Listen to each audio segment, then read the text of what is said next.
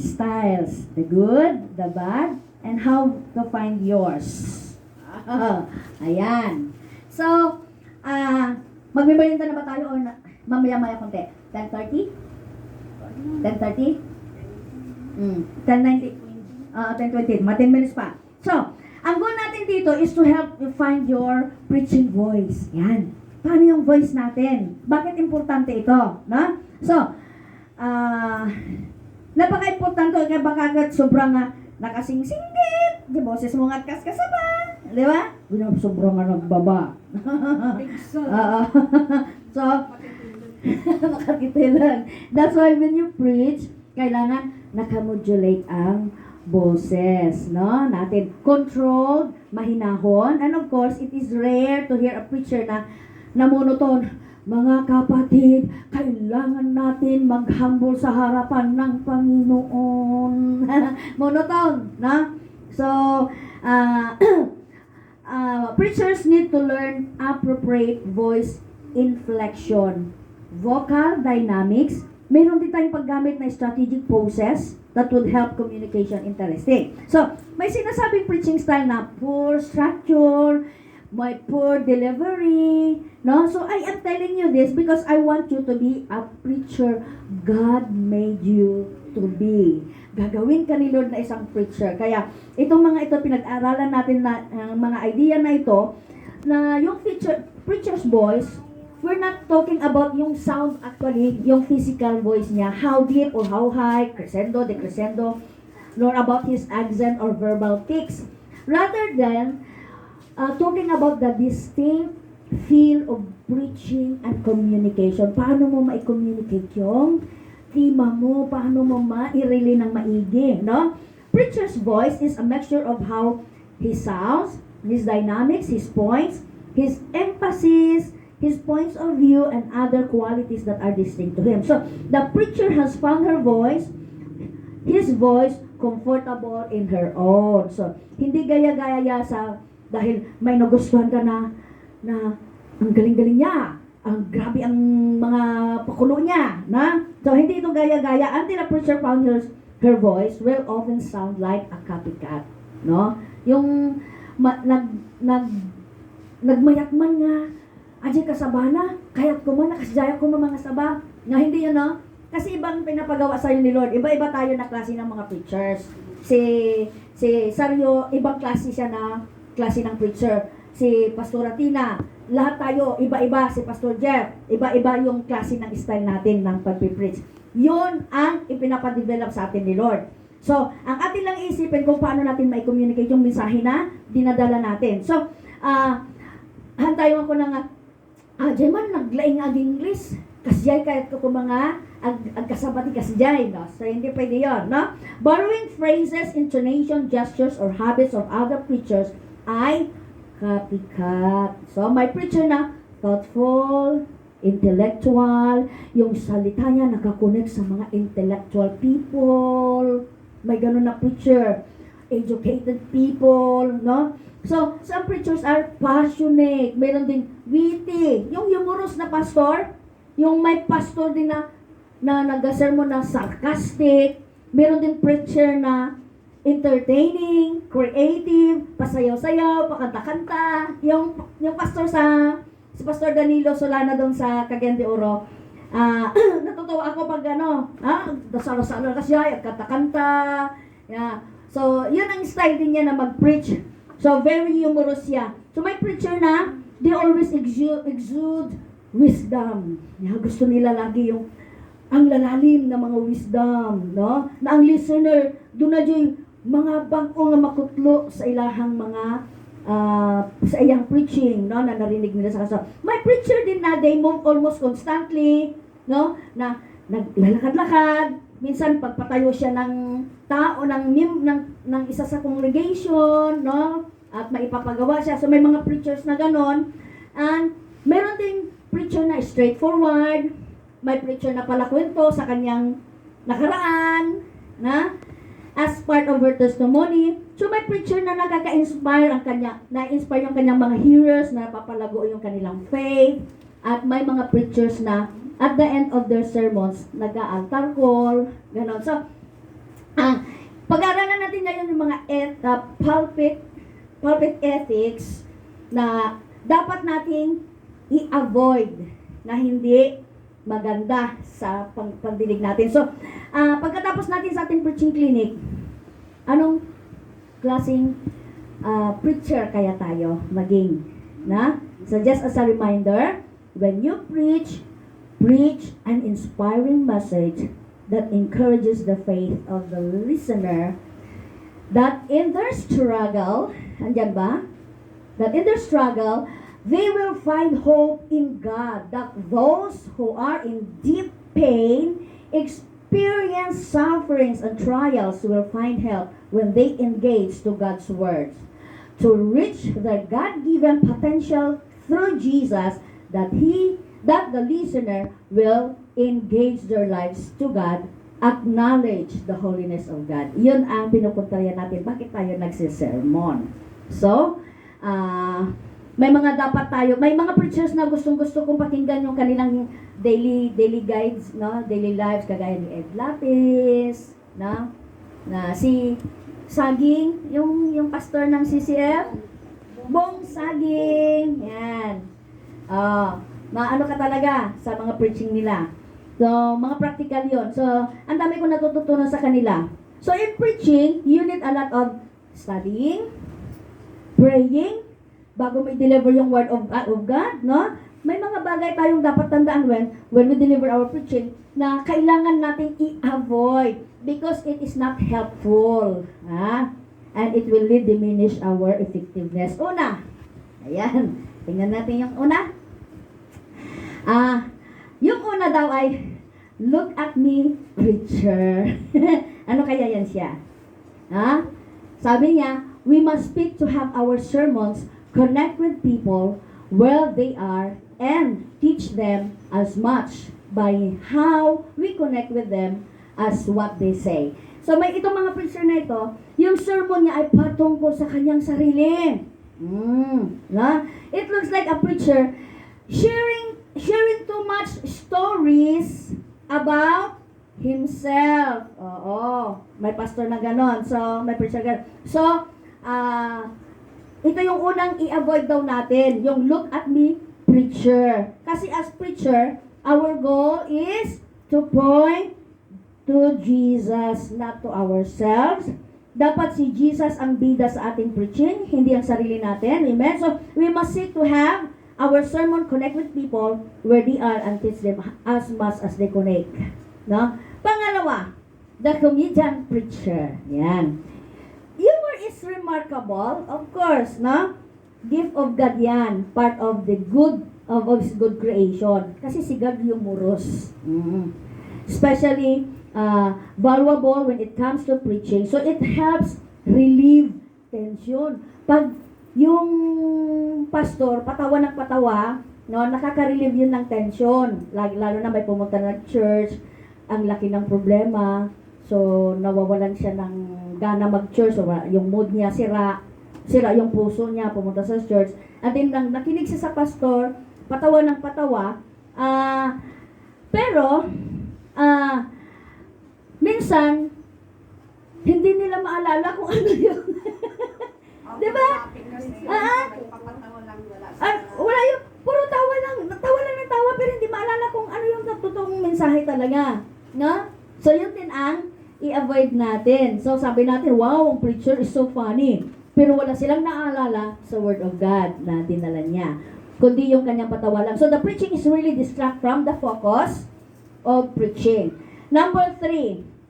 Ano itong number 3? Ayan. The rubber chicken preachers. Ano kaya yan? Okay? Nabantayan nyo? Chicken is often served at banquets, at gatherings, parties, birthday party, wedding, child dedication. Di ba laging may chicken? Hindi pwedeng hindi mawala. Happy birthday, walay manok. Hindi maganda yung naawit. Kailangan may manok. So, ganon. Okay. So, pansinin mo kung a-attend ka ng kasal, a-attend ka ng birthday, isa-serve chicken. Yan. Hindi pwede nawala. So, chicken ay laging ino-offer sa mga parties, sa mga gathering. So, ano sa palagay nyo ang ibig kong sabihin dito? Yung preacher na ganon. Kasjay nga, kasjay ti sermon na. Di Domingo, kasjay ba nun? Ang Bible study, kasjay. Dahil kasabana, di Domingo. Isumalang kasabana. Nakauma. Di ba? Oh, kaya kailangan ng sermon natin ay dapat iba't ibang putahe. No? Para masustansya. Kaya kanina, ang dami kong sustansya na nakuha kanina. Sa una pa lang na preaching, grabe. No? Nakakatuwa. The Lord is really preparing our hearts na to face someone, no, na mag-share na tayo at ready na tayo. So, kailangan ng church natin ay healthy foods. Kasi ang chicken, may antibiotics, kung ano yung mga pinapakain, no, puro mga feeds. At pag lagi ka daw kain ng chicken, sisirain na niya yung iyong immune system. So, hindi magiging maganda ang health ng congregation natin pag paulit-ulit at walang sustansya yung kinakain natin, ipinapakain natin sa kanila. So, si Lula Kala, ayaw niya yung replay na ulam. Nung may nagbigay sa amin ng native na manok, sabi ko, "Ups! Kalahati lang ang kainin. Bukas naman." Si Lola Kala sabi niya, isumanan? Nakauma. Basta kahit nakananan no? So, namimiss ko yung ganong luto. Kaso lang, makauma, no? So, nung pandemic talaga, nakatikim kami ng puro sardinas. Sabi ko na sa inyo, lahat na luto ng sardinas na luto ko na kasi yun ang ayuda namin. Noodles, no? So, sabi niya, ayaw ko na yan bukas. Sabi ni Inang. Yan. Kaya, ilulam namin lahat. Kaya maumay na. So, ganun din ang preaching. Nakakaumay ang preaching natin kung paulit-ulit. No. Siguro bakit? Bakit paulit-ulit yung preaching niya? Hindi. Hindi nag-study. Hindi nag-aral. Oo. Kaya, i-edit na labasit natin preaching na hindi Domingo, dalay na yung labasit. Tamad, kasi maubos yung time niya sa Reels, sa TikToks, kasali siya sa mga, nagti-TikTok din. So, uy, upo ka sa Facebook mo, maghapon ang sarap kaya ng ganun. Ay sus, hindi mo alam.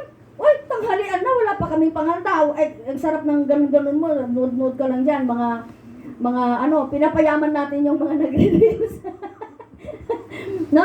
So, siguro talagang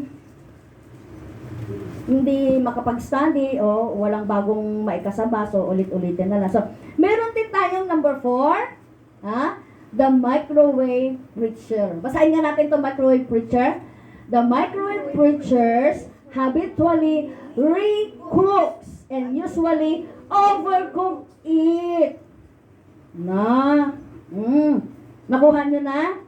So, may preacher pala na kung magpainit ay magkain, ipainit na lang. Painit na lang. So, normal, pag ipinapainit mo lagi, ma-overcook yung gulay niya. Yun ang sinasabi ng microwave preacher. No? Ay, masadutang ang luto tataw. Ray kang daman dyan, sobray dirabi eh. Ikaw na dyan, papunto mo dyan dyan rep. Adyan papaya na lutugan. Diba? So, paborito tawang ipon na. Nabalin. So, pag gusto natin yung kainin ulit, diba, ipapainit na lang. So, kaya yung itinabi ni Tito Marina na tinulang manok, ipinainit muna. So, anong nangyari sa gulay niya? Na overcook. So, masadutang nagluto tata. Papudot ko lang nga nandiyan. Sobra dirabi. So, the microwave preachers habitually overcooks it. Pag dinoble mong niluto ulit yung fried chicken, magiging kumulbot. Yan, kumulbutan. Yan. So, this style of preaching is unprepared. Kaya, kilaban, rajay, ipakan, ipapudot ng tulangunan. Si pasangon na dyan, lamisaan. Oh, correct. So, uray kat no, adda pa'y mati kilabanan, no? Rajay lang nun, ipapudot lang nun. So, masadutak nga di study. Rajay lang nun, rajay inis kasabak lang nun di Domingon. Inulit na mga kasaban na, overcooked, no? So, underdeveloped. So, when we preach, give the best preparation. Amen. Give time to study. Give more time in prayer. Dahil sa kati-tiktok, kagre-reels, kinapos tayo ng time para mag-study. So, when we preach, let us ask ourselves, did I give my best preparation? No? No? So, if not, we are likely microwaving our sermons, which is lead to undernourished congregation. Kung yun ang pinapakain natin sa ating congregation. 10:36 na. Ituloy natin mamaya. Magmerienda tayo muna. Sermon na natin merienda. Lord, we thank you for our merienda. Bless you, undernourished congregation. Okay, dito ka na, Jam. Ikaw na magupo muna kasi kuya ay busy pa. Okay. Number 5. Another is the aimless driving preacher. Ano kaya ito? Ano kaya ito? Ha? Balik mo na. Yan. The aimless driving preachers. No sense of direction. No? Aimless and rambling sermons leaves listeners mostly hoping the trip will end soon as possible. Na? Hala, mapan na di driver. Ha? Mapan di esperanza. Mapan jay sinyan. Jay lugan na. Mapan jay park. Mapan jay restaurant. Mapan jay mall. Na? Walang patutunguhan. Tamdam. Maminsan nga adoti example mo pastura. Bayaw awan ka. Wan, bayaw. Oo, kasi no sense of destination. So in the same way, aimless and rambling sermons, sabi ng listener, wala ka, ano nga tama, pasti biyahe. natayon dati karagaragan na, natadya pa lang Japan. Sa naman, kano nga? Iganda ka pa lang USA. Ikararag na maraming Ay, kararag namin ang lugaran. Intercession na dyan. Basta ganon na prayer ay intercession. Prayer for the nations, no? So, nagbayagan na yan yung pastor ng mga saban. Kano tamalpas ni pastor? Nagtaylo na kadandanunan na. No? Talaga pastor si pastora nga. Pasikot-sikot ba? Ang aming lugar, istorya na din na dadaanan. Wan, mabaling na kasyay. So nga rin, Ang pabayag. Dati pabirok na bakit dadala yung pamasayo. Pamasayo nagsunli. Dito makasunli. Tanong kanya-kanya nga gamitan. Nalala kayo amin niya dyan sa basa-bali na lugar. Sabalik nga lugar. Oo, no? Okay, naganda yung makadanunan na, no? So, nabayag, ngamalpas si pastor. Ayan. Gusto niyo pa? Adapay? Adapay! Okay. Ang sabi niya ay, the yelling preacher. It is the style. Hallelujah! Awa man yung pagpagkana, no? That is ineffective. Bakit? Kasi, riyaw ng mga sabay ni pastor. Kasla makangungat, no? Anya na iti mapasama dyan kong religion na, no? Kasaba tayo nga puro riyaw. Nagre-rebook. Marirebook na ulit na si membro, no? So, kakamsat! Agpakumbaba kayo! Isama niya po. No, kaya yung mapetisyonan! Ay, riyaw na. So, mangtad kayo ti. Mangtad kayo ti. O pa rin nyo! No, kaya yung mapetisyonan na kayo na pa. Pag! No? So, Sa totoo lang mga Pentecostal ganyan. dapat may ano, Oo. Grabe ba? Pero dapat may rest. Pero nung nasasama kasi ako sa Nicodes, nakita ko yung modulate na voice nila. Mm. Para lang silang Mas naiintindihan mo yung mensahe. Gaya si Kasjelan magkasabay ah. Mm. Kasi di pa nagkukulang man din doon, nagpigsan yung boses mo ka. Revival lang. Pero sa totoo lang, dyan, Oo, nawala. na nakaadal ba nga medyo ikasjay ko lang dyan ko. Hindi ka parang naalak niya ni Pastor Carriaga ba na kasalay tayo. Ayaw nga Ayaw magsakit.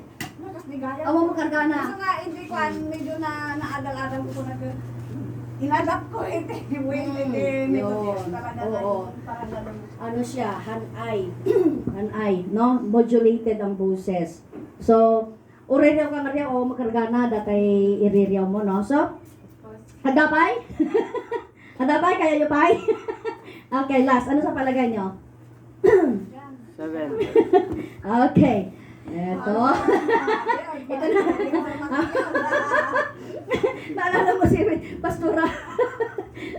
Pastora sa Urok. Sa ano? Ha? Sa Cagayan Valley? Yung Pastora na bakit? Pastora Milicia. Pastora Milicia. Iya dayog tawag. Sabihan ko siya, sabi ko, huwag kang ganyan. Nung una na niya ako na rin nasaktan siya, sabi ko, huwag mo akong personal eh. Kinonfront ko siya, huwag kang ganyan. Ayan. Tingnan mo na yan. Yung sinasabi niya si Pastora ano yan? Si Pastora Milicia. Yan. Ang palpit.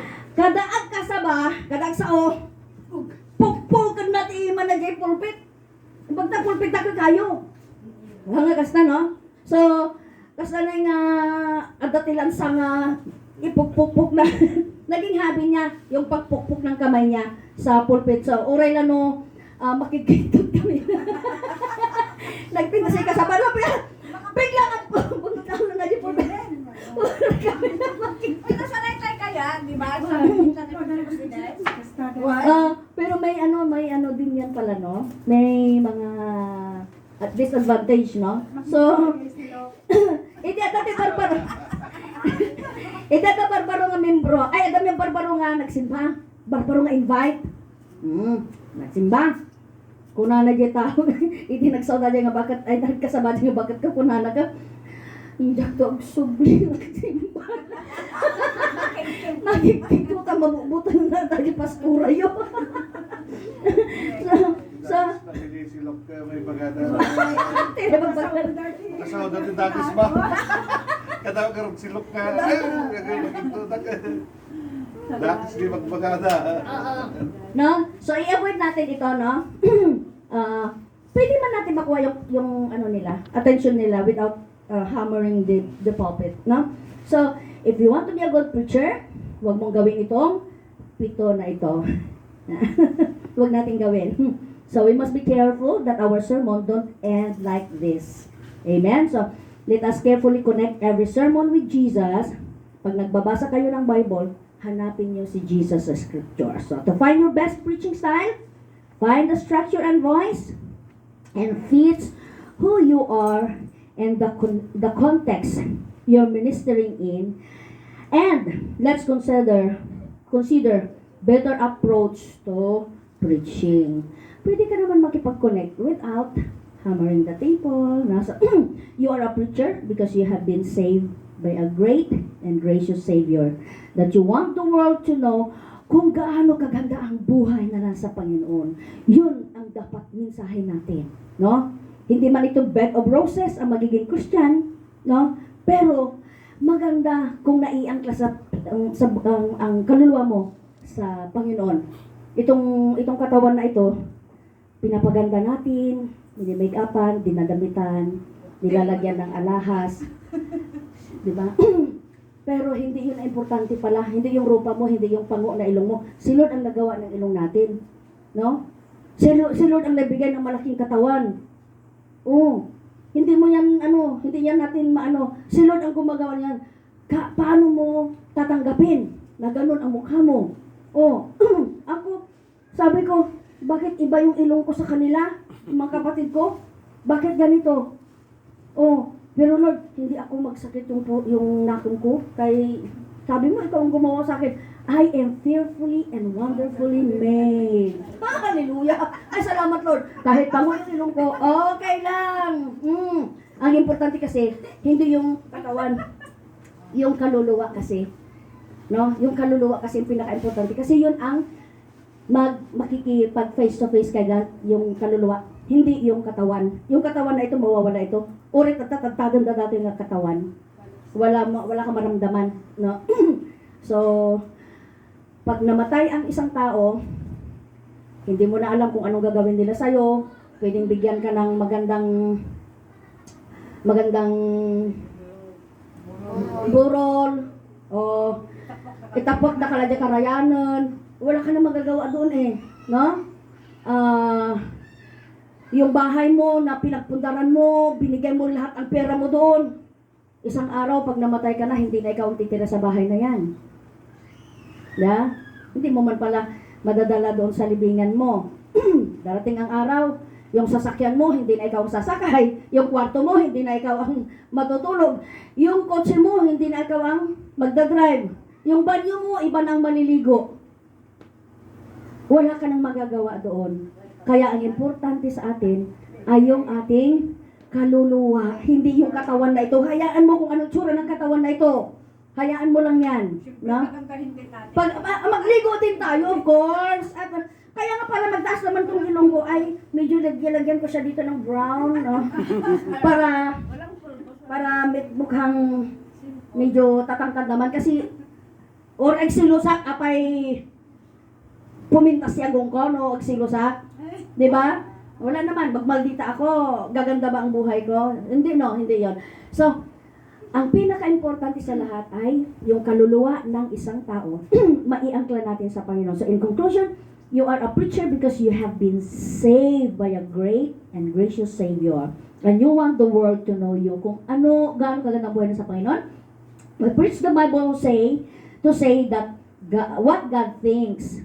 So, we all have different personalities. Sinabi ko na yon.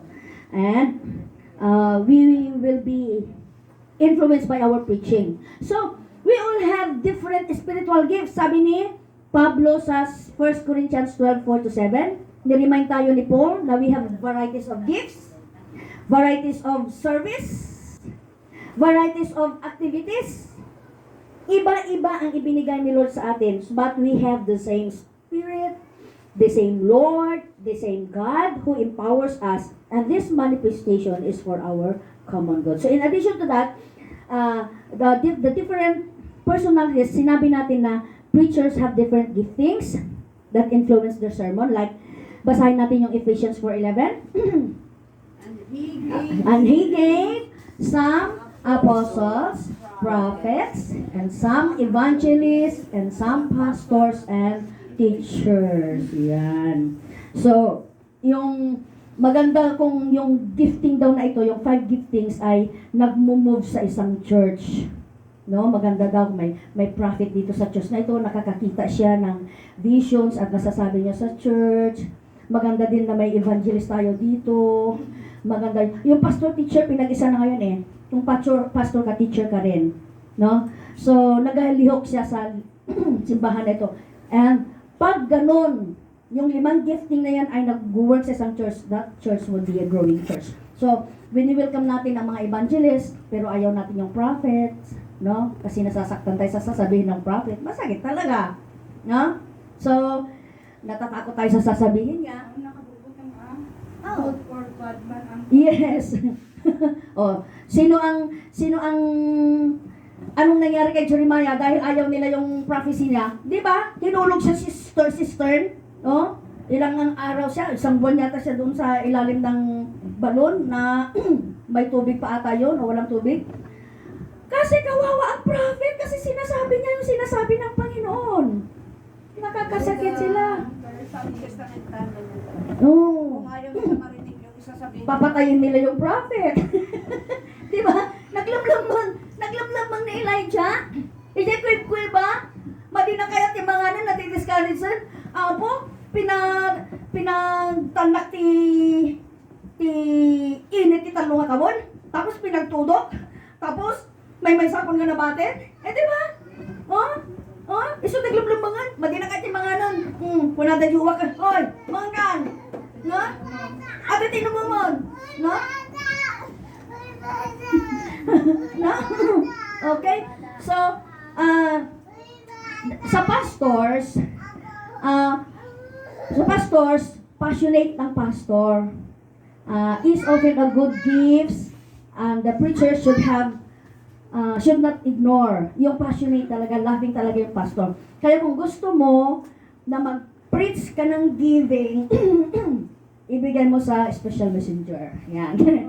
Kay sila yung magpupukpok sa membro. No? Silang magsasabi. Dahil pinatira mo at tinira mo na tinira ng congregation, mamawalan ka ng membro. Okay. So, klaro ni Paul, no single person has all gifts. Hindi pwede. Hindi pwede. Nasa iyo na lahat. Aba, superhero ka na. Kunti na lang, maglipad ka na, no? Mawala ka na in the spot. So, i-distribute ito sa body of Christ. So, no single person should aspire, sana nasa akin lahat yun. Hindi rin ganon. No?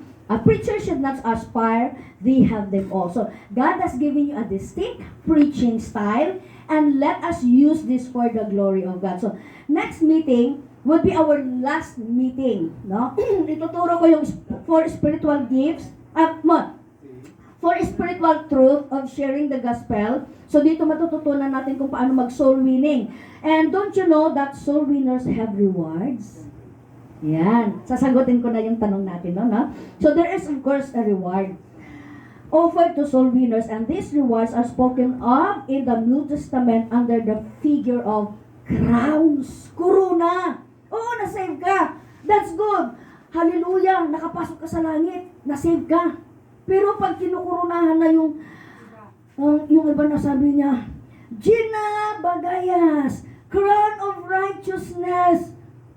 Ano? Di mo na matatawa ginagan ko niya kay crown ko. At least na-save ako. Di ba? Kaya lang magano ka din. Paano magano ka din? Ang damo ko mati crown of glory. Crown of righteousness. Urusot na mamukpok sa ilang dukhan. Yun na yun. Oo. Save ka nga. Oo, na-save okay na yun. Bonus kasi yung crown. Ito yung pag-aralan natin ngayon. Anong mga rewards na yan, no? So, makukuha natin ito or mawawala. It depends on our faithfulness and unfaithfulness. So, in according to our faithfulness and number one, the incorruptible crown. Incorruptible crown. Anong nangyari dyan? Sige. 1 Corinthians 9:25. 1 Corinthians 9:25. Okay? Every athlete exercise discipline in every way. They do it to win a perishable crown. Perishable, or in King James Version, incorruptible. Incorruptible crown. But we, an imperishable one. Ayan. Okay. Number 2. The crown of life. James 1:12. Sige. Picturean nyo na lang mamaya pag may ano. Ano nyo lang muna. Sulat-sulat nyo muna itong mga verses ko. The crown of life for those who patiently endure trials and testing. May trials ka, may testing ka. Hindi ka nag-complain. Sige lang, tirahin nyo lang ako. I don't care. No? Hindi ako magko-complain. Yan.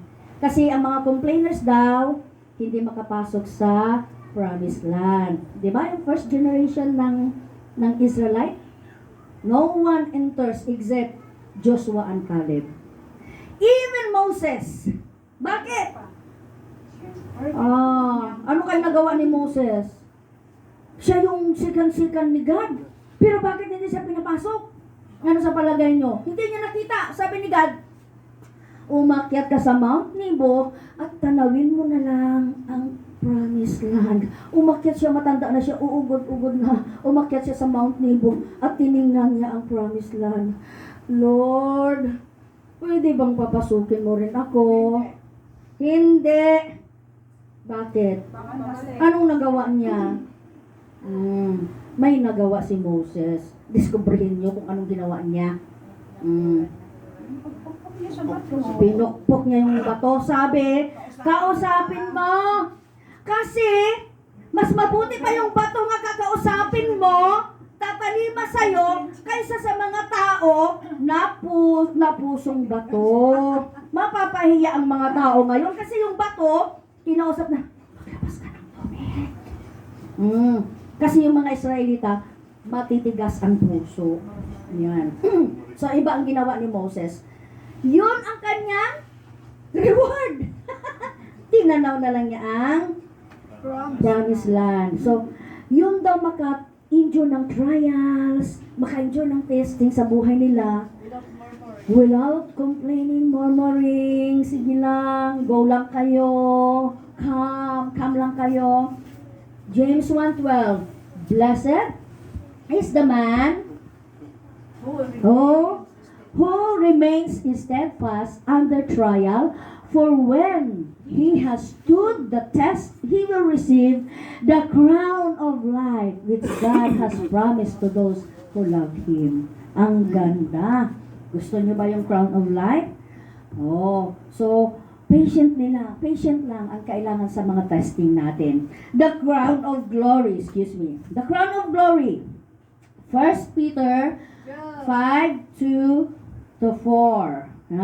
So, for those who are faithful to care the flock, para ito sa mga pastors.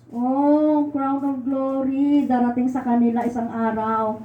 Kukurunahan sila ni Lord. Ano sabi ng 1 Peter 5:2-4? Care for the flock that God has entrusted to you. Watch over it willingly, not grudgingly. Not for what you will get out of it, but because you are eager to serve God, don't lord it over the people. Assigned for your care, but lead them by your own good example. And when the great shepherd appears, you will receive a crown of never-ending glory. Ay, hallelujah. Number 4, the crown of righteousness. Sino kaya naman ito? 2 Timothy 4:8, note, in the future there is laid up for me a crown of righteousness, which the Lord, the righteous judge, will award to me on that day, and not only to me, but also to those who love Him. Yung naghihintay sa kanyang pag-appear, andyan na ang ICU. Hindi ba alauna? Andyan sila. May maaga po siya, maaga po. Okay. So, ang ganda, yung hinihintay mo yung kanyang pagbalik. Kailangan manatili ka na pagiging Kristiyano mo para yung pagbalik niya. Wow! Ready ka na. Meron palang crown na ganun, naghihintay sa kanyang pagbabalik. And the last, ito na yung sinasabi ko sa inyo. The crown of rejoicing. Yan. Ito yung crown para sa mga faithful soul winners. Hallelujah. 1 Thessalonians 2:19-20. For what is our hope, our joy, or the crown in which we will glory in the presence of the Lord Jesus when He comes? It is not you. Hindi ba kayo? Kayo yung crown namin. Yung mga kaluluwa na naiangkla sa Panginoon. Is it not you? Indeed, you are the glory and joy. Sila yung mga kaluluwa na naiangkla natin. Sila pala yung magiging crown natin, kukurunahan tayo. So sinabi ni Pablo na mga kaluluwa ng Thessalonican Church, ang aking katuwaan ay ang korona na ibibigay sa akin ng Panginoon. Dahil sa pag-respond nila, when these people converted through their ministry. So, there's quite definitely a reward for soul winning. And it is given to people who engage in evangelism, to those outside the Christian church. Amen? So, bawat Kristiyano ay inatasan ng Panginoon. Sabihin natin, inatasan tayo ng Panginoon. Bawat isang Kristiyano. Ngayon, tatanungin ko kayo, ilang kaluluwa na ba ang naiangkla natin sa Panginoon? Meron na ba? 1, 2, 3? No? So, His children are servants also. Matthew 28:19. 28:19, puntahan ninyo ang lahat ng mga lahi at gawin silang tagasunod ko. Bautismuhan nyo sila sa pangalan ng Ama, ng Anak, at ng Espiritu Santo. Sinabi ni Jesus ito sa mga disciples. May dalawang klase daw ng Kristiyano. Yung normal Christian lang. Yung normal na Christian, may posibilidad na magiging karnal yan. Bakit? Ito yung pangalawa, disciple. Kasi pag disciple ka, wala ka ng panahon maging karnal. Normal Christian, delikado yan. So, kailangan pala natin magiging lahat ay disciple na Christian. So, sabi ni James 5:20, dapat ninyong malaman na ang pagbabalik ng isang makasalanan mula sa kanyang masamang pamumuhay ay naligtas ng kaluluwa ng tao yun sa kamatayan na nagdulot ng kapatawaran ng maraming kasalanan. So, you see the greatness of the word gives to the soul winners a sense of satisfaction. I think higit sa lahat, may dakilang gantimpala na pagsunod. Basahin lang ninyo sa Psalmo 19:11. So, these are the benefits who come to soul winning while we are engaged in the Lord's work. Matthew 25:21, magaling, isa kang mabuti at tapat na alipin. At dahil naging matapat ka sa kakaunting pinagkatiwala ko sa iyo, ipamamahala ko sa iyo ang mas malaki pang halaga.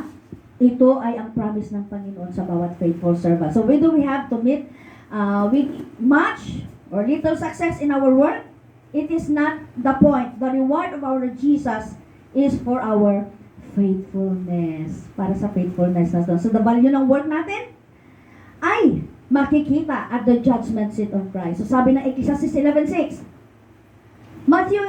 Ecclesiastes. Yan, 11:6. Basahin nga natin, go. Maghasik ka ng binhi sa umaga hanggang gabi. Dahil hindi mo alam kung alin sa itinanim mo ang tutubo. Maghasik ka lang na magaling ka lang, share ka lang ng share ng gospel. Hindi mo alam kung tumubo ito o hindi. Wala kang ka-idea na may na-convert pala doon sa kanila. Example, si Auntie Julie, si Auntie Julita, doon sa Yapit compound, sa husband niya, siya lang ang Christian. Share lang siya ng share. Intayo, nagsimban. Wow, umaw-awang. Tuwing linggo, dadaanan niya sila, impitahin. Intayo, simban. Wow, so marunong kami to. Umaw-awang. Sumbat na sumbat ni Kasjay. Kumuyog kami to. Noong nag-abroad siya, wala na mag-invite sa kanila. Alam nyo ba noong pandemic, lumapit sila sa lahat sa Panginoon kasi na-COVID silang lahat. Oh. Tinanong ko sila, pinatanggap na ba kayo ni Pastor? No, dahil nagsimba-simba lang kayo? Ano po yun? Yung prayer of repentance kayo? Pinag-confess kayo? Wala po. O sige, ngayon tayo mag-confess lahat. Sumunod kayo sa sasabihin ko. Ilang kaluluwa yun? Ang tumanggap sa Panginoon? Ang dami nila. Sa compound ng Yapit, buong pamilya ng Yapit. Grabe, na-save sila lahat. Oh, hindi alam ng pastor na hindi pa tumanggap. Nagsimba-simba lang. Hindi naman pala niya, pina-receive sila. Prayers, sinner's prayer. So yun ang ginawa namin. Sinner's prayer. No? Walang ka-idea si Ante. Tumubo pala yung kanyang pagsishare. Nasa abroad siya. 5 years siyang nawala sa Pilipinas. Iiyak-iyak siya. Nakita niya ang buong pamilya ng Yapit. Grabe. Napaka-faithful sa Panginoon. Paul anticipate the moment na nasa heaven na tayo, madidiscover mo na lang, na-save ka? Di ba ikaw yung naka-receive noon doon sa Antioquia? Di ka ba ikaw nasa bilya mo noon? Na-sharean kita? Nag-share ka lang na nag-share. Mamaya madiscover mo sa langit, magkasama kayo dahil sa na-share mo. No, hindi masasayang yun. Sabi ng Bible, hindi masasayang yung word na inilabas mo sa mouth mo. Mag-share ka lang, no? Huwag kayong magsawa sa paggawa ng mabuti dahil sa tamang panahon matatanggap natin ang gantimpala kung hindi tayo susuko. Anong chapter yon? Matatagpuan? Galatians 6:9. So, ito pa, mas ma-inspire pa tayo. Gusto ko kayo ma-inspire. Daniel 12:3. Ayan. Basahin nyo nga. Go! Ang mga taong nakakaunawa ng katotohanan at nagtuturo sa mga tao na mamuhay ng matuwid ay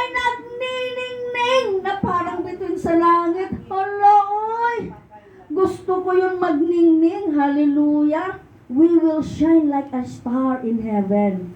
So during our last meeting, we will tackle about how to lead a soul for Christ. Huwag kayong a-absent. A-attend ka, Gina, kasi meron ka ring responsibilidad as Christian.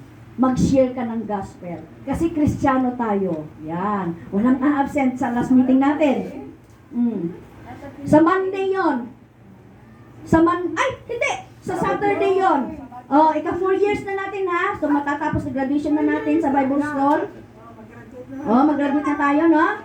So, how to lead a soul to Christ. Yun ang ituturo sa atin ni Lord. So, every Christian daw should not only have the assurance of our salvation. Ay, saved na ako. Okay na ako. Eh, paano yung kapitbahay? Paano yung nasa likod? Paano yung pamilya? No? Paano sila? Assured ka na sa salvation mo. Paano sila? So, we have to intentionally share the gospel to them. So, if soul winning is the greatest task in the world, at in-interest nito ni Lord sa atin, sa bawat anak natin, we should do it. Sabihin mo kay Lord, Lord, give me the desire, to be fully prepared, Bigyan mo ko ng desire. Alam niyo ba yung John chapter 1, dito natin matatagpuan ng discipleship na relay, yung paano na-save ang mga disciples? John chapter 1, no? Tinawag ko itong relay? Yung pagkasunod-sunod na pagkatawag ng John chapter 1. So, sino yung nakakalam ng pinakaunang disciple ni Jesus na nag-respond sa call niya? Sinong first disciple? Andrew. Si Andrew! Nang makilala niya si Jesus, hinanap kaagad niya si brother niyang si Simon. Si Peter yon. Nung nakita ni Jesus si Simon, ikaw, tatawagin na Pedro. Nabago ng kanyang pangalan. No? So, si Andrew, nag-umpisa kay Andrew, ipinakilala ni Andrew, yung kapatid niyang si Simon, si Pedro na, kay Jesus, no? Ang pinakasikat, pinakaingay, pinakamaingay ni disciple, no? At kaagad-agad, ibinalita niya kay Pedro, natagpuan ko na ang Messiah, no? At isinama agad ni Andrew si Pedro para ipakilala si Jesus. So, kaagad-agad, no? May desire ba tayo na gano'n? Kagaya ni Andrew? Na pag nakakita tayo ng lost soul, magdi-desire ba tayo na dalhin siya sa Panginoon, no? Nang tingin na ni Jesus si Pedro, sinabihan kaagad siya ni Pedro ng ganito, ikaw si Simon na anak ni Juan. Mula ngayon ay tatawagin ka ng Pedro. Oh. Ito yung message kahapon na nakakuha ako ng big idea doon na si Pedro. Bakit sinabihan siya ng susi? Kasi siya ang nagbukas. Siya ang nagbukas sa mind ng mga disciples nang sinabi niya na ikaw si Jesus ang anak ng Diyos. Nang sinabi niya, kataas-taasan Diyos. So, pagkatapos ng pangyayari ito, pumunta si Jesus sa Galilee, nakita niya si Felipe, no? At sinabihan niya, sumunod ka sa akin. Si Felipe ay taga Bethsaida, tulad ng magkapatid na sina Pedro at Andrew. Pagkatapos silang tawagin ni Jesus, hinanap naman ni Philip si Nathaniel. Nag-share naman sa kay Nathaniel. Nasaan na si Nathaniel? Sabi niya nung nakita niya, alam mo Nathaniel, natagpuan na namin ang tinutukoy ni Moses. Siya si Jesus na taga Nazaret, anak ni Jose. Sagot ni Nathaniel, may mabuti bang nanggaling sa Nazaret? Oh, sagot ni Philip, di halika, sumama ka sa akin at tingnan mo. At sumama nga siya kay Philip. Nang papalapit na sila, nakita sila ni Jesus at sinabihan siya ni Nathaniel ng ganito. Narito ang tunay na Israelita, hindi ng daraya. No? Hindi na natin kukunin yung mga background check niya. Ganun ang sinabi ni Jesus. Saka na lang, no? Ha? Sabi ni Nathaniel, kilala mo ako? Paano mo ko nakilala? Nakita na kita nung nakaupo ka pa lang sa ilalim ng fig tree bago ka tawagin. Alam niyo ba sa Cagayan Valley, napakaraming fig tree. Doon sa likod natin, Auntie Julie, napakaraming fig tree. Hindi nila alam na fig tree. Ano kaya puno yan? Lahat na sanga malipod jurat na. Ala, fig tree, grabe. Binidyo ko yun noon na na-delete ko na yata. Grabe. Ang masarap yun, napakasustansya ng fig tree. ipasas mo siya, i-dry, no? Ay, ang tamis. Hindi mo kailangan mag-sugar, no? Ano siya, i-prune mo siya. So, sabi niya, no? Sa ilalim ng fig tree, bago ka patawagin ni Felipe, kilala na kita. Ano na? So, talaga? Guro, kayo nga ang anak ng Diyos. Wow! So, this is how the 12 disciples started being the disciples of Jesus. So, gusto kong i-discuss natin ang kwento ni Philip at ang Ethiopian eunuch, no? Si Philip, naka-receive siya ng strange command from an angel of the Lord. So, an angel is a normal angel. May trivia ako, nasasabihin sa inyo. An angel of the Lord, pag nabasa mo, an angel of the Lord, normal na divine messenger yan. Anghel yan. But, pag sinabi niya, pag nabasa mo sa Bible mo, kasadala sa King James natin mababasa, the angel of the Lord.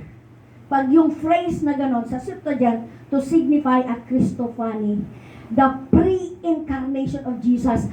Doon pa lang sa burning bush, hindi pala angel yung nakita niya. The angel of the Lord. Si Jesus pala yung nag-appear sa kanya. Pag sabi niya kay Moses na, ilagay mo, iunat mo ang yung staff. Nag-appear doon si Jesus. Hindi pwede si God the Father ang mag-appear. Bakit? Mamamatay sila. Hindi nila pwede makita. So lahat ng the angel of the Lord na mabasa nyo dyan is the pre-incarnation of Jesus. Siya yung warrior na nagipaglaban kay Joshua. Naku po! Grabe, no? Yun pala. So, sa ibang version, wala yan. Hindi nila pinahalagan yan. So, the nearest to the Greek na na version ay yung King James. So, sa King James natin mababasa yung the angel of the Lord. So, Christophany means pre-incarnate appearance of Jesus. So, sa King James version mababasa yan, no? Now, pero dito, kay Philip, an angel of the Lord, na ang ibig sabihin, nag-appear siya kay Philip sa Acts 7. Acts 7:35 to 38. Okay? So, nakasulat, doon sa Acts 35 at saka 38, ng King James, nakasulat dito, the angel of the Lord. Yan. So, sa ESV, tingnan nyo na lang mamaya kung the angel of the Lord ba ang nakasulat. So, it is clear from the historical context na all uses speak of the pre-incarnate of Jesus, appearance ni Jesus Christ kay Moses ito. So, hindi si God the Father nag-appear. Okay? So, only in the first 5 book ng Pentateuch, napakita si Yahweh kay Moses nakatalikod, no? Yung sinabi ko kanina. Hindi yung face-to-face. So, balikan natin yung nag-command kay Philip. Sabi niya, an angel. So, this is the divine messenger sent by God. So, Philip, of a specific direction. So, all of us, all the time are being touched by the ministry of the angels. Though usually we do not see them. Naniniwala ba kayo na angels are ministering spirit to God's people? May isang psychologist doon sa Church of God Makati. Psychologist siya. Nung sinabi namin sa aming Bible study na ang angel ay nag-aayuda sa tao, ayaw niya maniwala. Parang itong psychologist na ito, hindi nagbabasa ng Bible. Buksan nyo nga sa Hebrews chapter 1, sabi ko. 13 to 14. Oh, nung nabasa niya, natamimi siya. Ano nakasulat doon? Are not all angels sent to serve those who will inherit salvation? Those who have trusted Jesus for their salvation? Sabi sa NLT, but angels are only servants. They are spirits sent from God to care for those people who will receive salvation. Klaro? Na mag-aayuda, natutulong, help natin ng angels. Mabuti yung bata na padarumag dyan sa muti kutsi. Pero bakit hindi narungko yung kanyang tungod? Di ba? Inayudahan siya. No? May ministry spirit na nagbabantay sa atin. Sent by God. Pero hindi ibig sabihin na mag-trust tayo sa angels. Doon tayo sa sender, kay God tayo mag-trust. Amen? So, it is so clear that angels are spiritual beings involved in many different tasks as part of angels elect who work is to serve or to minister to believers in different ways. Iba-iba. Kagaya sa Acts chapter 12. Noong napriso si Pedro, nagpray yung mga Christian. Oh, anong ginawa ng angel? Si Lord, nagpadala siya ng angel. Oh, para i-rescue si Peter doon sa kulungan. So, mukhang hindi na natin matatakal ang lahat ayon kay Philip. Let's have this next meeting at ikukwento ko kung paano dinisciple ni Philip yung Ethiopian, yung Afrikano. Ethiopian Ethiopia is Africa. No? So, matatakal natin yan next meeting na lang for our last meeting. So, sana makagawa na tayo ng certificate niyan, no, para makapag-graduation, din natin yon. So, next meeting, we will